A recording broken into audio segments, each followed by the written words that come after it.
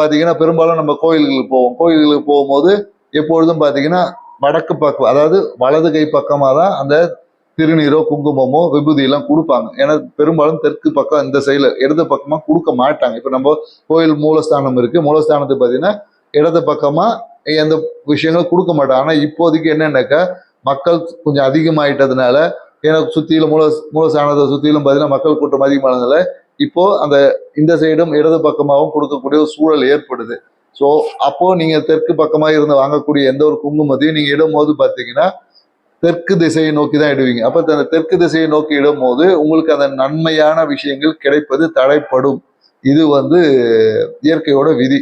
So அதனால இறைவன் இயற்கையை படைத்தார் எதுக்காகனா நம்ம நன்மையான அந்த விஷயங்களை சரியான முறையில் புரிந்து பயன்படுத்தணுன்றதுக்காக தான் இயற்கை வழியாக நமக்கு நன்மைகளை கொடுத்துட்டு இருக்காரு. ஸோ அப்போ அந்த இயற்கையோட விதிகளை நம்ம சரியான முறையில் கையாளணும் அப்படின்னா அப்போ அதில் இருக்க நன்மைகளை நம்ம மேன்மைப்படுத்தி நம்ம வாழ்க்கையை மேன்மைப்படுத்திக்க முடியும். இதை பற்றின உங்களுக்கு டீட்டெயிலாக வேணா இதை பற்றின நான் ஒரு வீடியோ போட்டிருக்கேன்.